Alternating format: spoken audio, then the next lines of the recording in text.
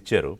ఒకసారి దీన్ని మన ఏబిఎన్ ఆడియన్స్ కోసం అసలు దీని మూలాలు ఒకసారి గుర్తు చేస్తూ, అలాగే దీని కర్త కర్మ క్రియ అంటే మిథున్ రెడ్డి పైకి ఎంత అమాయకంగా ఫేస్ పెట్టి మాట్లాడినా మనకి ఉన్న సమాచారం ప్రకారం, సిట్ అధికారులు సేకరించిన సమాచారం ప్రకారం, మనకు తెలిసిన దాని ప్రకారం ఏ డైరెక్షను అంటే ఏ స్టేజ్లో ఎలాగ చెయ్యాలి, ఎవరెవరికి ఎలా వెళ్ళాలి, తనకెంత రావాలి ప్రతి నెల, డాన్కి ఎంత వెళ్ళాలి, ఇవన్నీ కూడా డిసైడ్ చేసింది అతనే అని చాలా స్పష్టంగా అర్థమవుతుంది.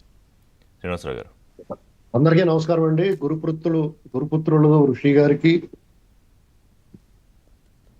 ఆనంద్ సాగర్ గారి మిత్రులు ఆనంద్ సాగర్ గారికి, అలాగే శాంతి ప్రసాద్ గారికి అందరికీ నమస్కారం. ఏబిఎన్ వీక్షకులందరికీ కూడా.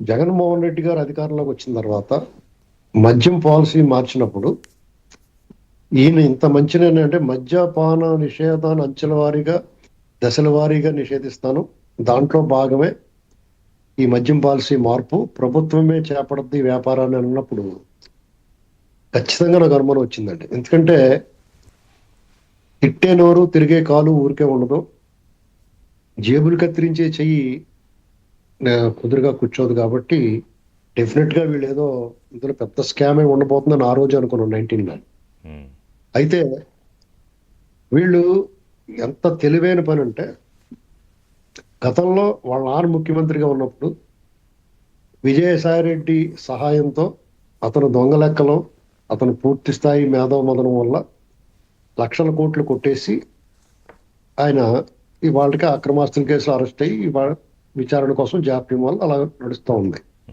అప్పట్లో వీళ్ళకి ఎంట్రీ ప్లాన్ ఒకటే ఉంది, ఎగ్జిట్ ప్లాన్ లేదు.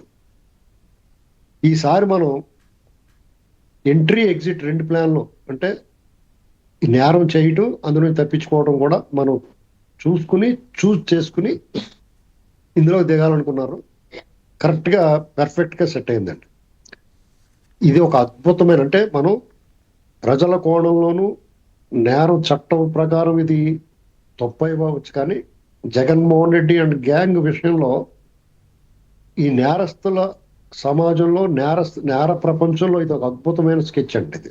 ఎందుకంటే అసలు ఈ ఆలోచన కూడా ఎవరికి రాదు. అంటే మీకు మిగతా రాష్ట్రాలు విస్తుపోయినాయి, మిగతా ముఖ్యమంత్రులు అందరూ మూర్చిపోయారు ఒక రకంగా చెప్పాలంటే. ఏమిట్రా బాబు ఇదని. ఎందుకంటే మీకు ఒకటి గమనించండి, వాళ్ళు మద్యం తాలూకు అమ్మకాల ఫిగర్ ఎక్కడా తగ్గనివ్వలేదు. అంటే ఇప్పుడు సపోజ్ తెలుగుదేశం అంత ముందున్న ప్రభుత్వంలో ఒక 16,000 కోట్లు ఉందనుకుంటా సంవత్సరానికి ఆదాయం, అంటే అమ్మకం. అది నెక్స్ట్ ఇయర్ కూడా 24,000 కోట్లకు పెరిగింది కూడా. జగన్మోహన్ రెడ్డి వచ్చిన తర్వాత 24,000 కోట్లకి వెళ్ళింది. అది చూస్తే మనకి ఆదాయం పెంచాడు అనుకుంటాం మనం, కానీ వీళ్ళు రేట్లు పెంచారు. గత ప్రభుత్వం హయాంలో 50 రూపాయలు ఉన్నది 150 చేశారు. అంటే వాల్యూమ్ ఎంత పెరిగింది,